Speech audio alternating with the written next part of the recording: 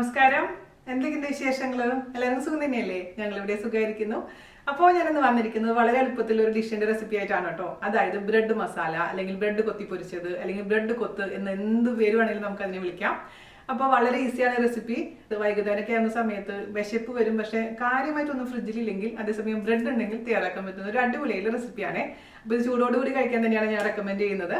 അതുപോലെ തന്നെ കഴിഞ്ഞ ആഴ്ച പോസ്റ്റ് ചെയ്തിട്ടുണ്ടായിരുന്ന നമ്മുടെ തക്കാളി കുറുമ, ഈസി ആൻഡ് ടേസ്റ്റി ആയിട്ടുള്ള തക്കാളി കുറുമ ഉണ്ടാക്കി നോക്കിയവർക്ക് ഇഷ്ടപ്പെട്ടു എന്ന് പറഞ്ഞാൽ സന്തോഷം. പിന്നെ കുറെ പേര് വീഡിയോ കണ്ടിട്ടില്ല. അപ്പൊ നിങ്ങൾ പറയുന്നത് വീണാസ് കറിവേളിന്റെ നോട്ടിഫിക്കേഷൻസ് വരുന്നില്ല എന്നുള്ളതാണ്. അപ്പൊ ഞാനല്ല അത് പ്രൊവൈഡ് ചെയ്യുന്നത്, അത് യൂട്യൂബ് തന്നെയാണ്. അപ്പോൾ ഒന്നില്ലെങ്കിൽ ഇടയ്ക്ക് ഒന്ന് കയറി നോക്കുക, വീണ ചേച്ചി വീഡിയോ ഇട്ടിട്ടുണ്ടോ, അല്ലെങ്കിൽ വീണാസ് കറിവേളിന്റെ ഇൻസ്റ്റാഗ്രാം പേജോ ഫേസ്ബുക്ക് പേജോ വാട്സ്ആപ്പ് ചാനലോ ഫോളോ ചെയ്താൽ മതി. ഞാൻ അവിടെ അപ് ടു ഡേറ്റ് ആണ് കേട്ടോ.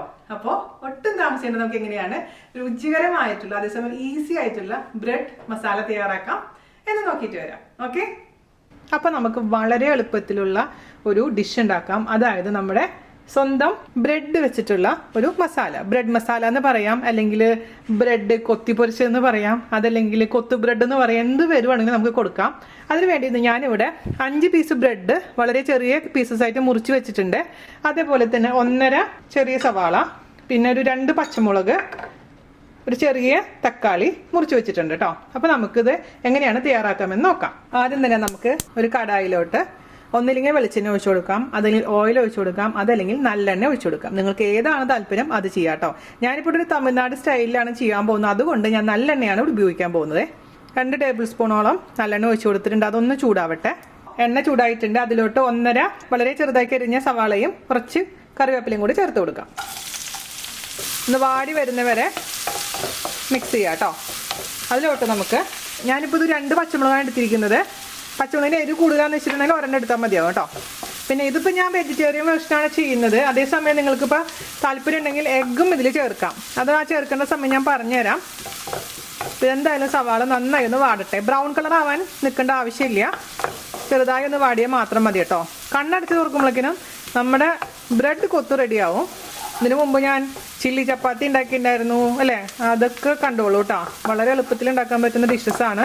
ഇപ്പോൾ ഞാനിവിടെ ബ്രെഡൊക്കെ വാങ്ങിച്ചു വെച്ചിട്ട് ഡേറ്റ് കഴിയാറാവുന്ന തലേദിവസമൊക്കെ ആകുമ്പോഴേക്കിനും ബ്രെഡ് ഇങ്ങനെ നല്ല സ്റ്റിഫായിട്ടുണ്ടാവും. അത് കഴിക്കൂല, വെറുതെ എടുത്ത് കളയും. അപ്പം അങ്ങനെയൊക്കെയുള്ള സമയത്ത് ഇതേപോലെയുള്ള ഡിഷ് ഉണ്ടാക്കുകയാണെങ്കിൽ നല്ല സ്വാദിഷ്ടമായ ഭക്ഷണമാവും, അതേസമയം ബ്രെഡ് വേസ്റ്റ് ആവില്ല.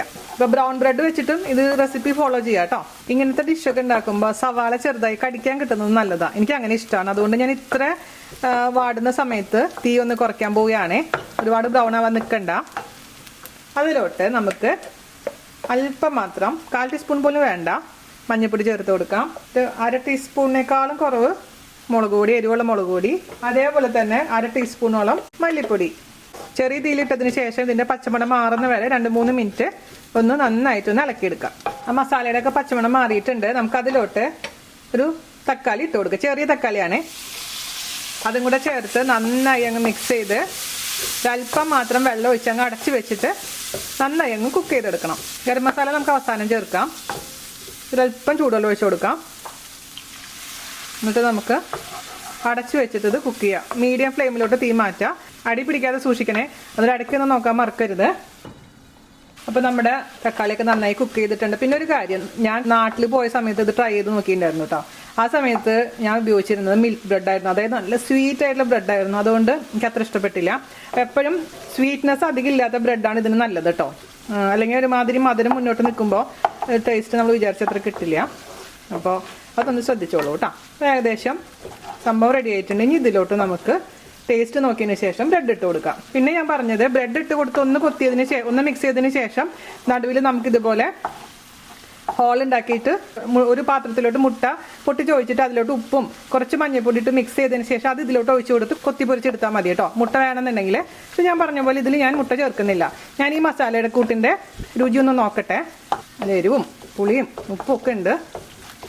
അപ്പോൾ നമ്മുടെ ബ്രെഡ് അങ്ങ് ഇട്ട് കൊടുക്കാം. ഈ ചിലവർ ഇപ്പോൾ നമ്മൾ കൊത്തെന്ന് പറയുമ്പോൾ ഇങ്ങനത്തെ പാത്രത്തിലൊക്കെ ഇട്ട് കഴിഞ്ഞാൽ സ്റ്റീലിൻ്റെ ഗ്ലാസ് കൊണ്ട് കൊത്താൻ പാടില്ല. അതുകൊണ്ട് ഞാൻ വെറുതെ സ്പാറ്റിൽ വെച്ചിട്ട് തന്നെ അത് മിക്സ് ചെയ്യുന്നുള്ളൂ. എന്നിട്ട് വെച്ചാൽ ഈ പാത്രങ്ങൾ കേടായി പോകും. അപ്പോൾ അഥവാ അങ്ങനെ നിങ്ങൾക്ക് കൊത്തി എടുക്കണമെന്നുണ്ടെങ്കിൽ അവസാനം വേറൊരു സ്റ്റീലിൻ്റെ പാത്രത്തിലോട്ട് അതെല്ലാം ഇട്ടതിന് ശേഷം നമുക്ക് കൊത്തിയെടുക്കാം. പക്ഷേ അതിൻ്റെ ആവശ്യമൊന്നുമില്ല. ഇതേപോലെ ചെറുതാക്കി കട്ട് ചെയ്ത് ഇട്ട് കൊടുത്താൽ മാത്രം മതിയാവും. മിക്സ് ചെയ്യാം. എല്ലാ ഭാഗത്തേക്കും മസാല എത്തിയെന്ന് ഉറപ്പ് വരുത്തണേ. ഇത് ചെറിയൊരു ക്വാണ്ടിറ്റിയിൽ ഞാൻ ഉണ്ടാക്കിയിരിക്കുന്നത് കേട്ടോ. നിങ്ങൾക്ക് കൂടുതൽ ആൾക്കാർ വീട്ടിലുണ്ടെന്നുണ്ടെങ്കിൽ അതിനനുസരിച്ച് ബ്രെഡ് കൂട്ടിയാൽ മതി. അതേപോലെ തന്നെ മസാലയുടെ അളവ് കൂട്ടിയെടുക്കണേ. അപ്പോൾ ഈ സമയത്താണ് ഞാൻ പറഞ്ഞത് ഈ മുട്ട ഇതിലേക്ക് ഇട്ടിട്ട് നന്നായിട്ട് കുത്തിപ്പൊരിച്ച് മിക്സ് ചെയ്ത് കൊടുത്താൽ മതി. അപ്പോൾ മുട്ടയും കൂടെ ചേർത്ത് കഴിഞ്ഞാൽ മുട്ട ഇഷ്ടമുള്ളവർക്ക് അത് ഇതിനേക്കാളും സൂപ്പറായിരിക്കും. അപ്പോൾ നമ്മുടെ ബ്രെഡ് റെഡി ആയിട്ടുണ്ട്. ഞാൻ ഓഫ് ചെയ്യാണേ. അവസാനം നമുക്ക് കുറച്ച് ഗരം മസാല ഒന്ന് തൂക്കി കൊടുക്കാം. മിക്സ് ചെയ്യാം. ഞാനൊരു തരി വെള്ളം ഒന്ന് സ്പ്രിങ്കിൾ ചെയ്യുന്നുണ്ട്. നന്നായിട്ടൊന്ന് മിക്സ് ആവാൻ വേണ്ടിയിട്ടാണ്. ഓവർ കുഴഞ്ഞാലും ടേസ്റ്റ് ഉണ്ടാവില്ല കേട്ടോ. ഓക്കെ, ഇനി നമുക്ക് ഇതിലോട്ട് കുറച്ച് മാത്രം മല്ലിയുടെ ഇല, അത് ഓപ്ഷനിലാണ് കേട്ടോ, ഇട്ട് കൊടുക്കുക. പിന്നെ സെർവ് ചെയ്യുന്ന സമയത്താണ് ഞാൻ വളരെ നൈസാക്കി അരിഞ്ഞിരിക്കുന്ന സവാളയും പിന്നെ ലെമൺ ജ്യൂസും കൂടെ ഒന്ന് സ്ക്യൂസ് ചെയ്ത് ചേർക്കും. അപ്പോൾ ശരിക്കും നമ്മൾ പുറത്തൊക്കെ പോയി കഴിക്കുന്ന ഒരു ഡിഷിൻ്റെ ടേസ്റ്റ് വരും. അപ്പോൾ ഇത് നമുക്ക് പാത്രത്തിലോട്ട് സെർവ് ചെയ്യുന്ന സമയത്ത് ഞാൻ കാണിച്ചു തരാം. നിങ്ങൾ കുറച്ച് പേരെങ്കിലും വിചാരിക്കുന്നുണ്ടാവില്ലേ വീണ് എന്തുകൊണ്ട് എപ്പോഴും ചേർക്കാറില്ല, പൊടിക്കൈ ചേർത്തിട്ടില്ല എന്ന്. അതായത് ഒരു നുള്ളു പഞ്ചസാര. കാരണം ഈ ബ്രെഡിന് തന്നെ ചെറിയൊരു മധുരം ഉണ്ട്. പിന്നെ നമ്മൾ വീണ്ടും പഞ്ചസാര ചേർത്ത് കഴിഞ്ഞാൽ കൊള്ളൂല. അതുകൊണ്ടാണ് കേട്ടോ ചേർക്കാതിരുന്നത്. അപ്പോൾ നമുക്കൊരു പാത്രത്തിലോട്ട് മാറ്റാം. അപ്പോൾ ഞാനിവിടെ ഒരു പാത്രത്തിലോട്ട് മാറ്റിയിട്ടുണ്ട്. കുറച്ച് സവാള മുകളിൽ കൂടി ഇങ്ങനെ തൂക്കി കൊടുക്കാം. മല്ലിയുടെ ഇല, പിന്നെ ജസ്റ്റ് കുറച്ച് ലെമൺ ഇങ്ങനെ സ്ക്യൂസ് ചെയ്ത് കൊടുക്കാം. ലെമൺ ഇഷ്ടമില്ലാത്തവർ ചെയ്യണ്ട കേട്ടോ. അല്ലെങ്കിൽ നമ്മുടെ ചീനച്ചട്ടിയിൽ വെച്ചിട്ട് തന്നെ ലെമൺ ഒഴിച്ച് മിക്സ് ചെയ്തതിന് ശേഷം സെർവ് ചെയ്താലും മതി. എങ്ങനെയാണെങ്കിലും കുഴപ്പമില്ല. അപ്പം നമ്മുടെ മസാല ബ്രെഡ് ഫോട്ടോ എല്ലാം എടുത്ത് കൊണ്ടുവന്നിട്ടുണ്ട് കേട്ടോ. ഞാൻ ഈ പാത്രത്തിലോട്ടൊന്ന് ഇട്ട് കൊടുക്കുകയാണേ. ഇത് ചൂടോടുകൂടി കഴിക്കാൻ ഏറ്റവും നല്ലത് കേട്ടോ.